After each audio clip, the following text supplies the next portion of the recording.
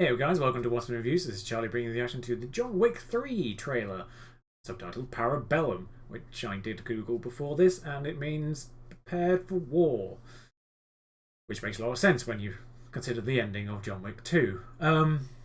Yeah, the first John Wick was. I actually remember when the first John Wick was announced, and with sort of the base synopsis of guy goes on rampage after his dog is killed, and on paper, that sounded absolutely ridiculous. In reality, it was absolutely ridiculous, but amazing at the same time.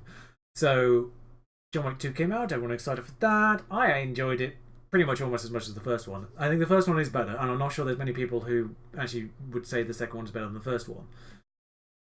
And I think the opinion was slightly divided on the second one, but it obviously did well enough to get a third. But I think I enjoyed John Wick 2 almost as much as the first one. I know they changed directors and things, that was probably part of it, but I did enjoy John Wick 2 quite a lot. But I didn't. I think the first one is pretty much. I'm not sure any of them will probably match up with the first one after this, but as long as it keeps an entertaining storyline going forward and it doesn't, the quality doesn't go too far down, I'll be happy with John Wick 3. And it looks like I could say Parabellum, prepare for war. Let's see how he does that then. Let's watch this trailer. And away we go. Away we go indeed. Oh, that was a very brief trailer for the trailer. And that was the best way to do a trailer for the trailer. Jonathan, what have you done? To dream the impossible dream. Oh yeah, he did get another dog, didn't he? Escape for you. The High Table wants your life. To right the unrightable wrong. Tell me what you want. Oh. Message. I can't help you. I love how the cast list for this gets better and better every time. Side note, I hope Peter Serafinovich is back. To make it out. A $14 million bounty on his head. And everyone in the city wants a piece of it. I say the odds are about even. Bron, I forgot what his actor's name is. 5 seconds. John Wick, excommunicado in effect in 3, 2. 1.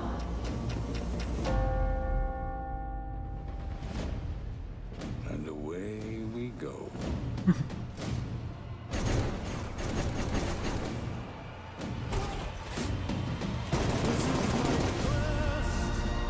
If you want peace. There it is, that's why it's called Parabellum.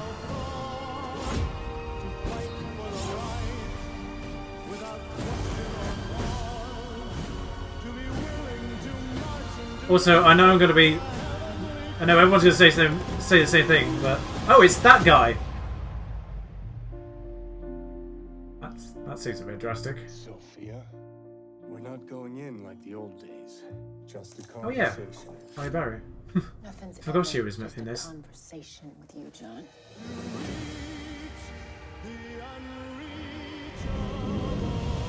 So hang on, does Lance Reddick join his side?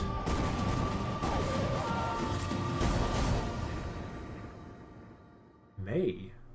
That's a good release date. So that cast list gets better and better. I remember the announcement of Halle Berry, but I had forgotten it by the point of watching this, so that was a nice surprise to see her back again. I know she did that, what was it? Extant, was it? Something like that. I never watched it. So I haven't actually seen her for a while in anything. Yeah, nice to see her. And is it Angelica Houston? So yeah, nice to see them around or something. That cast list gets better, but I really, really hope we do see Peter Serafinovich, which is what was it? It was a sommelier, wasn't he? It was that sort of the wine analogy guy. So I do hope he's in it. I do enjoy him in everything. Again, but he did at the end. It seemed like Lance Reddick was. He's sort of the I can't remember what his name is in the thing. It's essentially the hotel, because it's the term for that guy in the hotel, and my brain is completely shut down for what they're called. Begins with C, doesn't it? But anyway, it looks like he was fighting alongside, or at least allowing him through. So intrigued to see how that works. And I'm a big fan of Fringe. Fringe is one of my favorite shows of all time. I know he was in other things before that, but Broyles, man, he's Broyles to me. So it's always great to see Lance Reddick in anything. I know he cropped up in what's it called? Is it? He was in Blacklist, wasn't he, for a little while. It's always good to see him in things as well. Yeah, I really hope Peter Fringe is back. I mean, it looks crazy, which is good. Yeah, that guy. I think he was.